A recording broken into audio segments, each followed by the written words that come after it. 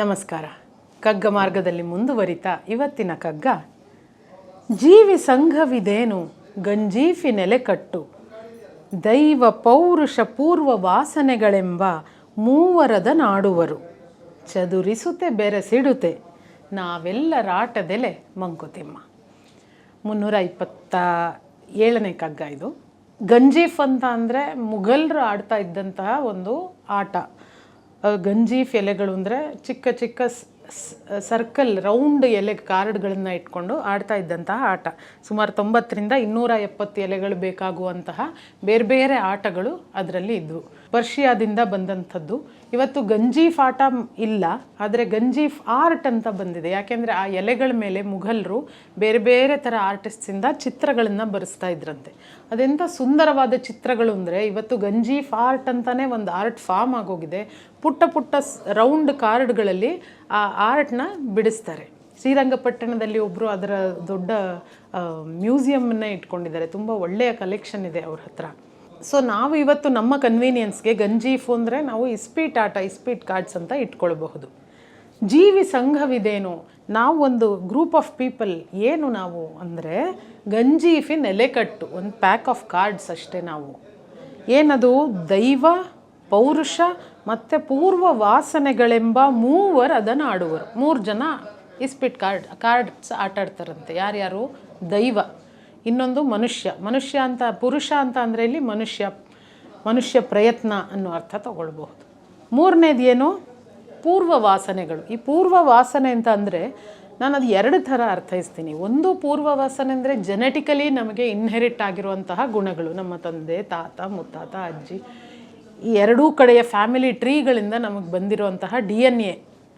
2ನೇದು ಪೂರ್ವ ವಾಸನೆ ಅಂದರೆ ನಾನು ಪ್ರಿಜುಡೀಸ್ ಅಂತ ಅರ್ಥೈಸ್ತೀನಿ. ನಮ್ಮ ಸಮಾಜದಲ್ಲಿ ತಲತಲಾಂತರದಿಂದ ಬಂದಿರತಕ್ಕಂತಹ ಪ್ರಿಜುಡೀಸು, ಒಂದು ಸ್ಟೀರಿಯೋಟೈಪ್ನ ನಾವು ಪೂರ್ವ ವಾಸನೆಗಳು ಅಂತ ಕರೆಯೋದಾದರೆ, ಈಗ ಫಾರ್ ಎಕ್ಸಾಂಪಲ್ಲು ಹೆಂಗಸರು ಗಾಡಿ ಓಡಿಸಿದ್ರೆ ಅವ್ರು ಕೆಟ್ಟದಾಗ ಓಡಿಸ್ತಾರೆ ಅನ್ನೋದೊಂದು ಪೂರ್ವ ವಾಸನೆ. ಓ, ಇವರು ಲೇಡಿ ಡ್ರೈವರ ಅದಕ್ಕೆ ಅಂತ. ಆದರೆ ಪ್ರೂವ್ಡ್ ಫ್ಯಾಕ್ಟ್ ಏನಂತ ಅಂದರೆ ಜಗತ್ತಿನಲ್ಲಿ ಆಗುವ ಆಕ್ಸಿಡೆಂಟ್ಸಲ್ಲಿ ಸುಮಾರು 70% ಆಕ್ಸಿಡೆಂಟ್ಸಲ್ಲಿ ಗಂಡಸರೇ ಗಾಡಿ ಓಡಿಸ್ತಾ ಇರ್ತಾರೆ. ಆದರೂ ನಾವು ಅದನ್ನು ಬಿಡೋದಿಲ್ಲ. ಯಾಕೆಂದರೆ ಇದು ಪೂರ್ವ ವಾಸನೆ. We are ಪ್ರಿಜುಡೈಸ್ಡ್. ಓ, ಹೆಂಗಸರು ಗಾಡಿ ಓಡಿಸಿದ್ರೆ ಇವ್ರು ಕೆಟ್ಟದಾಗ ಓಡಿಸ್ತಾರೆ ಅನ್ನುವಂಥದ್ದು. ಈ ಪೂರ್ವ ವಾಸನೆಯನ್ನು ನಾನು ಅದೇ ಅರ್ಥವಾಗಿಯೂ ಇಟ್ಕೊಳ್ಬಹುದು ಅಂತ ಅಂದ್ಕೊಳ್ತೀನಿ. ನಾವೆಲ್ಲ ಒಂದು ಪ್ಯಾಕ್ ಆಫ್ ಕಾರ್ಡ್ಸ್ ಅಷ್ಟೇ. 3 ಆಡೋರು ಯಾರ್ಯಾರು? ಒಂದು, ದೈವ ಬಲ, ಅದೃಷ್ಟ ಇರಬೇಕು. 2ನೇದು ಪೌರುಷ, ಮನುಷ್ಯ ಪ್ರಯತ್ನ ಇರಬೇಕು. 3ನೇದು ನಮ್ಮ ಪ್ರಿಜುಡೀಸ್ ಅಥವಾ ನಾವು ಇನ್ಹೆರಿಟ್ ಮಾಡಿಕೊಂಡಂತಹ ಗುಣಗಳು, ಜೆನೆಟಿಕಲಿ ಪಡ್ಕೊಂಡು ಹುಟ್ಟಿದಂತಹ ಗುಣಗಳು ಇರಬೇಕು. ಇವ್ರು 3 ಜನ ಅದನ್ನು ಆಡಿಸ್ತಾರಂತೆ. ಚದುರಿಸುತ್ತೆ, ಬೇರೆ ಬೇರೆ ಮಾಡ್ತಾ ಮತ್ತೆ ಸೇರಿಸುತ್ತೆ, ತಿರ್ಗಾ ಸೇರಿಸ್ತಾರಂತೆ. ಶಫಲ್ ಮಾಡ್ತಾರಲ್ಲ ಕಾರ್ಡ್ಸ್ನ, ಆ ಥರ ಬೇರೆ ಮಾಡೋದು, ಸೇರಿಸೋದು, ಇವುಗಳ ಮೂಲಕ ಆಟ ಆಡ್ತಾ ಹೋಗ್ತಾರೆ. ನಾವೆಲ್ಲರ ಆಟದೆಲೆ ಮಂಕುತಿಮ್ಮ ಅಂತ. ನಾವೆಲ್ಲ ಏನೋ ನಮ್ಮ ಬಗ್ಗೆ ನಾವು ತುಂಬ ದೊಡ್ಡ ಹೈ ಥಾಟ್ಸ್ ಇಟ್ಕೊಂಡಿರ್ತೀವಿ, ನಾನು ಅಂಥದ್ದು ಇಂಥದ್ದು ಅಂತ.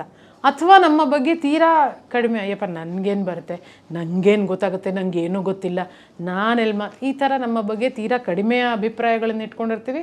ಅಥವಾ ನಮ್ಮ ಬಗ್ಗೆ ತೀರಾ ಸುಪೀರಿಯರ್ ಕಾಂಪ್ಲೆಕ್ಸ್ ಇಟ್ಕೊಂಡು ನನ್ನ ಸಮಾನ ಯಾರಿಲ್ಲ ಅಂತ ಅಂದ್ಕೊಂಡಿರ್ತೀವಿ. ಬಟ್ ಯಾವುದೂ ಅಲ್ಲ. ಯಾವ 3 ನಮ್ಮನ್ನು ಫಾರ್ಮ್ ಮಾಡೋದು, ನಮ್ಮನ್ನು ಸೇರಿಸೋದು ಅಥವಾ ಚದುರಿಸೋದು ಅಂತ ಅಂದರೆ ದೈವ, ಅದೃಷ್ಟದ ಜೊತೆ ಬೇಕು. ಯಾವ ಥರ ಅದೃಷ್ಟ ನಮಗೆ ಸಹಾಯ ಮಾಡಬಹುದು? ನನಗೆ ಒಂದು ಧಾರಾವಾಹಿಯಿಂದ ಒಂದು ಆಫರ್ ಬಂದಿತ್ತು. ಅದನ್ನು ನಾನು ಒಪ್ಕೊಂಡಿದ್ದೆ. ನಾನು ನನ್ನ ಮನೆ, ಸಂಸಾರ, ಮಕ್ಕಳಿಗೆ ಗಮನ ಕೊಡಬೇಕು ಅನ್ನೋ ಕಾರಣದಿಂದ ಒಂದು ಸಲಕ್ಕೆ ಒಂದೇ ಧಾರಾವಾಹಿ ಮಾಡೋದು. 2ನೇ ಧಾರಾವಾಹಿನ ಒಪ್ಕೊಳ್ಳೋ ಅಷ್ಟು ಸಮಯ ನನಗೆ ಇರ್ತಾ ಇರಲಿಲ್ಲ. ಸೊ ಆ ಧಾರಾವಾಹಿಗೆ ನಾನು ಒಪ್ಕೊಂಡಿದ್ದೆ. ಅದಾದಮೇಲೆ ಅದಕ್ಕೆ ಒಪ್ಕೊಂಡು ಅಲ್ಲಿಂದ ಮುಂದಿನ ಪ್ರಾಸೆಸ್ ಎಲ್ಲ ಶುರುವಾದ ಮೇಲೆ ಇನ್ನೊಂದು ಧಾರಾವಾಹಿಯಿಂದ ನನಗೆ ಕರೆ ಬಂತು, ನಮ್ಮಲ್ಲಿ ಮಾಡ್ತೀರಾ ಅಂತ. ನಾನು ಇಲ್ಲ ಸರ್ ಆಗಲ್ಲ, ಯಾಕೆಂದರೆ ಅದನ್ನು ಒಪ್ಕೊಂಡಿದ್ದೀನಿ ಅಂತ. ಪರವಾಗಿಲ್ಲ ಹೇಳಿ ಅವರಿಗೆ, ಆಗಲ್ಲ ಬರೋಕ್ಕೆ ಅಂತ. ಯಾಕೆಂದರೆ 2ನೇ ಧಾರಾವಾಹಿಯವರು ನನಗೆ ತೀರಾ ಆಪ್ತರು, ನನ್ನ ಸ್ನೇಹಿತರು ಅವರು. ಪರವಾಗಿಲ್ಲ ಬನ್ನಿ, ತುಂಬ ಒಳ್ಳೆ ರೋಲು, ನೀವೇ ಮಾಡಬೇಕು ಅದನ್ನ ಅಂತ ಹೇಳಿದ್ರು. ಅದೆಲ್ಲ ಕೇಳುವಾಗ ಆಸೆ ಆಗ್ತಾಯಿತ್ತು, ಒಪ್ಕೊಂಡ್ಬಿಡೋಣ ಅಂತ. ಆದರೆ ನಾನು ಒಪ್ಕೊಂಡಿದ್ದು ಅದನ್ನು, ಈಗ ಆಲ್ರೆಡಿ ಒಪ್ಕೊಂಡು ಆಗೋಗಿದೆ. ಸೊ ಈಗ ಇಲ್ಲ ಅಂತ ಹೇಳಿದ್ರೆ ಸರಿಯಾಗಲ್ಲ ಸರ್, ನಾನು ಅದನ್ನೇ ಮಾಡ್ತೀನಿ ಅಂತ ಹೇಳಿದೆ, ಅದನ್ನೇ ಕಂಟಿನ್ಯೂ ಮಾಡಿದೆ. ನಾನು ಯಾವುದನ್ನು ಒಪ್ಕೊಂಡಿದ್ದೆ ಆಲ್ರೆಡಿ ಅಂತ ಹೇಳಿ ಮಾಡಿದೆ, ಅದು 7 ವರ್ಷಗಳು ನಡೀತು, ಅತ್ಯಂತ ಜನಪ್ರಿಯವಾಯಿತು. ನಾನು ಯಾವುದನ್ನು ಕೈ ಬಿಟ್ಟೆ, ಇಲ್ಲ ಅವ್ರಿಗೆ ಒಪ್ಕೊಂಡಿದ್ದೀನಿ ಆದ್ದರಿಂದ ಇಲ್ಲಿ ಬರೋಕ್ಕಾಗಲ್ಲ ಅಂತ, ಅದು ಒಂದೇ ವರ್ಷದಲ್ಲಿ ಮುಗಿದೋಯ್ತು ರೇಟಿಂಗ್ ಇಲ್ಲ ಅನ್ನೋ ಕಾರಣದಿಂದಾಗಿ. ಇಲ್ಲಿ ನನ್ನ ಹೆಗ್ಗಳಿಕೆ ಏನೂ ಇಲ್ಲ.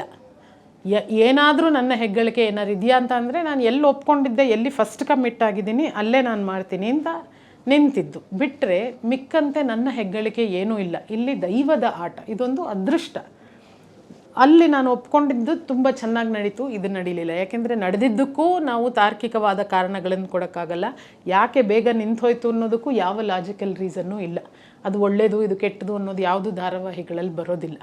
ದೈವ, ಪೌರುಷ, ಪೂರ್ವ ವಾಸನೆಗಳು ಅಂತಾರಲ್ಲ, ಪೌರುಷ ಅನ್ನೋದೇನು ಪುರುಷ ಪ್ರಯತ್ನ. ಇವತ್ತೊಂದು ಈ ಫಾರ್ವರ್ಡ್ ಫೋಟೋಗಳು ಬರ್ತವೆ, ಚಿಕ್ಕ ಚಿಕ್ಕ ಚಿತ್ರಗಳು ತುಂಬ ಚೆನ್ನಾಗಿರುತ್ತೆ ಕೆಲವೊಂದು, ಅದರಲ್ಲಿತ್ತು ಇದು ನಾನು, ಮಧ್ಯ ಒಂದು ದೊಡ್ಡ ಕಂದಕ ಇದೆ, ಈ ಕಡೆ ತುದಿಲಿ ನನ್ನ ಕನಸು, ಒಂದು ವಜ್ರನೋ ಏನೋ ಒಂದಿದೆ. ಸೊ ಅದನ್ನು ಹೆಂಗೆ ದಾಟಬಹುದು ಅಂದರೆ ಬೈ ಹಾರ್ಡ್ ವರ್ಕ್ನ ಈ ಸೇತುವೆಯಾಗಿ ಕಟ್ತಾ ಹೋಗಿ ಅದನ್ನು ತಲುಪಬಹುದು ಅಂತ. ಪುರುಷ ಪ್ರಯತ್ನ ಏನು ಅಂತ ಅಂದರೆ, ಈಗ ನನಗೊಂದು ಧಾರಾವಾಹಿಯಲ್ಲಿ ಒಂದು ರೋಲ್ ಸಿಕ್ತು, ಚೆನ್ನಾಗಿರೋ ರೋಲ್ ಸಿಕ್ತು. ನಾನು ಸರಿಯಾಗಿ ಡೈಲಾಗ್ಸ್ ಓದ್ಕೊಳ್ದೆ, ಸರಿಯಾದ ಸಮಯಕ್ಕೆ ಅಲ್ಲಿ ತಲುಪದೆ, ನೀಟಾಗಿ ಆ ಪಾತ್ರಕ್ಕೆ ಹೇಗೆ ಬೇಕೋ ಹಾಗೆ ನನ್ನನ್ನು ನಾನು ತಯಾರು ಮಾಡಿಕೊಳ್ದೆ ಇದ್ದರೆ ಆ ಪಾತ್ರದ ಇಂಪಾರ್ಟೆನ್ಸ್ನ ಕಡಿಮೆ ಮಾಡ್ತಾ ಬಂದುಬಿಡ್ತಾರೆ.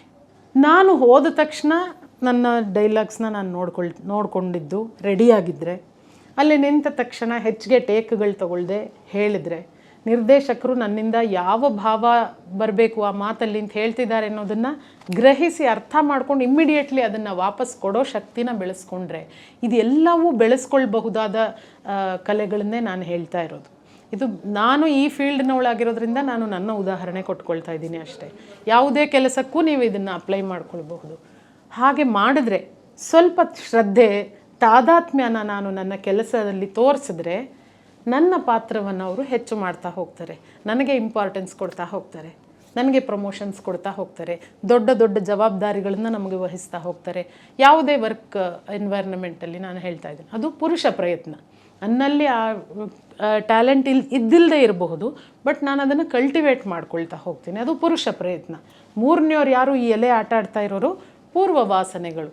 ಒಂದು ಬೈ ಬರ್ತ್ ನಾನು ಒಳ್ಳೆಯ ನಟಿಯಾಗಿರಬಹುದು, ನಾನು ಇನ್ಹೆರಿಟ್ ಮಾಡ್ಕೊಂಡಿರಬಹುದು ನನ್ನ ಪೂರ್ವಜರಿಂದ ನಟನೆಯ ಕಲೆಯನ್ನು, ಅಥವಾ ನಾನು ಇದೇನಿದು ಇದು ಹಿಂಗಾದರೆ ಸರಿ ಹೋಗಲ್ಲ, ಇದು ಆ ಥರ ಯಾವ ಪ್ರಿಜುಡೀಸ್ ಇಟ್ಕೊಳ್ದೆ ನಾನು ನನ್ನ ಪಾತ್ರ ಏನು, ಇದು ಏನನ್ನು ಜನರಿಗೆ ಕಮ್ಯುನಿಕೇಟ್ ಮಾಡಬೇಕು ಅನ್ನೋದಷ್ಟೇ ಗಮನ ಇಟ್ಟರೆ, ಪೂರ್ವ ವಾಸನೆಗಳನ್ನು ನಾನು ಹದ್ದು ಬಸ್ತಿನಲ್ಲಿ ಇಡೋಕ್ಕೆ ಸಾಧ್ಯವಾದರೆ, ನನ್ನ ಪ್ರಿಜುಡೀಸ್ನ ನಾನು ಬಿಟ್ಟು ಪಾತ್ರವಾಗಿ ಬದಲಾಗಬಲ್ಲೆನಾದರೆ, ನನ್ನ ದೃಷ್ಟಿಕೋನಗಳನ್ನು ನಾನು ಬದಲಾಯಿಸಿಕೊಳ್ಳಬಲ್ಲೆನಾದರೆ ನಾನು ಆ ಫೀಲ್ಡಲ್ಲಿ ಉಳಿತೀನಿ.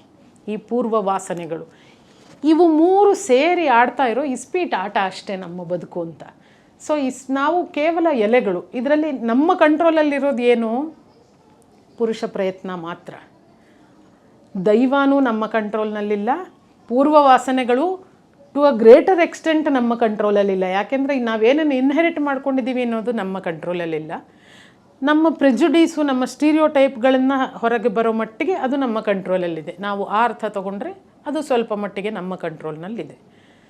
ಸೊ ಏನನ್ನಾದರೂ ಮಾಡೋಕ್ಕೆ ಸಾಧ್ಯ ಆಗೋದೇನೋ ಪೌರುಷದಲ್ಲಿ ಮಾತ್ರ, ಅಂದರೆ ಪುರುಷ ಪ್ರಯತ್ನದಲ್ಲಿ ಮಾತ್ರ. ಅದೊಂದೇ ತಾನೇ ನಮ್ಮ ಕಂಟ್ರೋಲಲ್ಲಿರೋದು. ಮಾಡೋಣ, ನಮ್ಮ ಫುಲ್ಲೆಸ್ಟ್ ಥಿಂಗ್ನ ಅದಕ್ಕೆ ಹಾಕೋಣ.